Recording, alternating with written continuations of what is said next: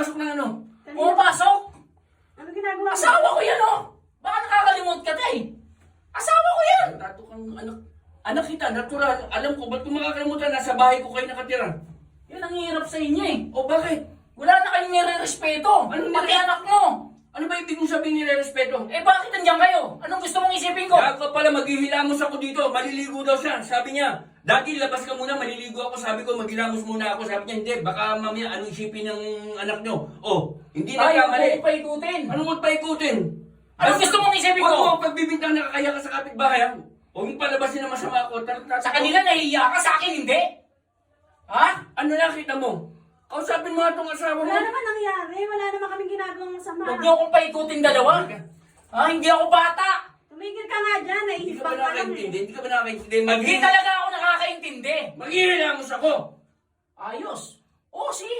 Pumasok ako dyan. Maghihilamos ka? Pumasok ako dyan. Oh. Nakaupo siya. Dumudumi siya. Sabi ko, ay, bakit po? Sabi ko, maghihilamos ako. Sige, maghihilamos kayo, daddy. Ano sa tingin mo? Maghihilamos ako, biglang pumasok ka. Maniniwala ako? Eh, bahala ka kung maniwala Ha? ka o hindi. Ang importante, sinasabi niya yung totoo. Huwag ka mag-isip na masama sa asawa mo. Dahil sa akin, tatay mo ko. O kaya nga kayo nag-iwalay ni nanay, eh, di ba? Oh, ba't Oh. pinasok mo nanay mo? Dahil kapatid Huwag niya, mo ba- pinakialaman huwag mo rin. babanggitin ng Ha? Pinakialaman mo rin. Pag wala kang alam sa sinasabi mo, huwag kang Wala. Kaya pala. Kaya pala. Sinasabi sa'yo ng ganyan. Akala niyo hindi ko malalaman? Sinasabi sa'yo ng ganyan. Sige, labasan na tayo ng baho ng pamilyang to. Pinalalabas mo bastos ako? O bakit hindi? Pinalalabas mo- Asawa ko yan. Asawa ko. Yan. Sige, daddy. Binibigyan mo ko ng kayo sa mga kapitbahay. Huwag kang ng ganyan. Yan ang hirap sa inyo eh. Pag kayo, nahihiya. Pag sa akin, hindi. Sino? Ha? Hindi sana nahiya muna kayo bago nyo pakialaman yung akin. Sinaksak sa isip mo ng ganyan. Kaya ganyan iniisip mo sa amin kasi sinaksak sa isip mo ng ganyan. Bastos ako ng bablo. Mga walang hiya talaga kayo. Mga walang hiya kayo. Pati mami mo, pinalaki kayo ganyan paniwala. Bastos kayo. Palalabasin mo walang hiya ako? Hindi na ako naniniwala sa inyo. Wala akong pakialam kung maniwala. Sana noon pa naniwala ako eh. Malinis ang konsensya ko na. Malinis? Sinong maniniwala sa inyo na malinis kayo? Sabihin mo. Eh, huling-huli ko kayong dalawa.